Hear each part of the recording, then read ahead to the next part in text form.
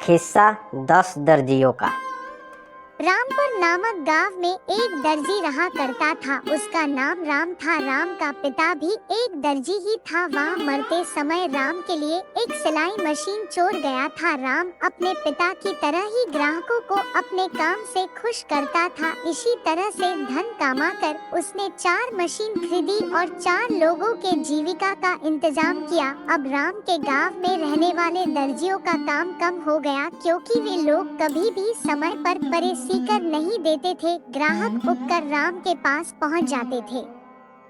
एक दिन सारे दर्जी एक ओझा के पास गए। ओझा घर पर नहीं था। सभी अपने अपने घर चले आए। दूसरे दिन सारे दर्जियों में से एक दर्जी की दुकान पर एक आदमी पहुंचा। उसने पूछा, मैंने मालूम किया है कि कल किसी ने मेरे गुरुजी को याद किया है। उन्होंने मुझे आपके पास भेजा है। बताइए क्या बात है। उस आदमी की वेशभूषा देखकर दर्जी को लगा कि सचमुच का ओझा है। उसने विस्तार से सारी बात बता दी। इसके लिए भूत का आवाहन करना होगा। थोड़ा बहुत खर्च होगा। क्या तुम उसका खर्च उठा सकते हो? हम लोग कुलदास आदमी हैं, खर्चा बांट लेंगे।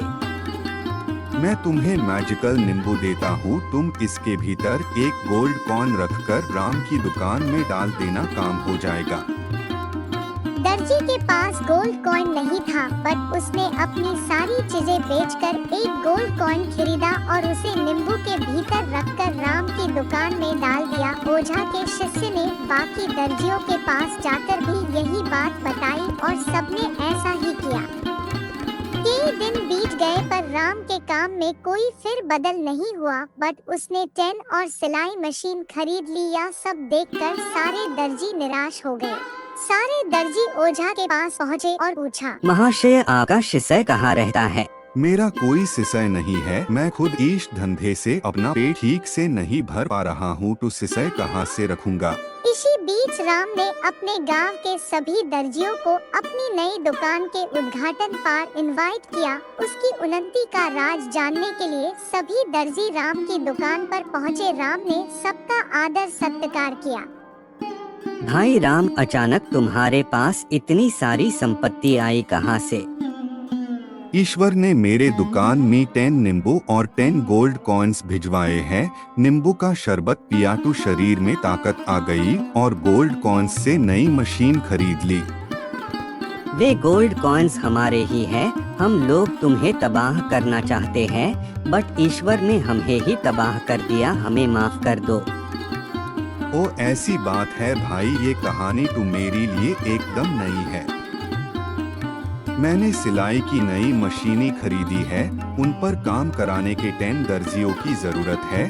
तुम में से कोई यहाँ आकर काम करी तो मुझे आपत्ति नहीं है। तुम लोग जितना काम करोगे उतना धन तुम्हारा होगा। सभी दर्जियों ने राम के यहाँ काम करना स्वीकार कर लिया और उसी दिन से काम करना शुरू कर दिया। जिस दिन सभी दर्जी राम को तंत्र मंत्र के प्रयोग से तबाह करने का प्लान बना रही थे, राम ने क्षण लिया था और उसने ओझा के शिष्य के रूप में आकर अन लोगों के प्लान पर पानी फिर दिया था। राम ने जिंदगी भर ईश राज को गुप्त रखा। इस कहानी से हमें यही शिक्षा मिलती है कि जो लोग दूसरे के लिए गधा खोदते हैं, वो लोग उसी गड्ढी में गिरकर अपना अहित कर लेते हैं।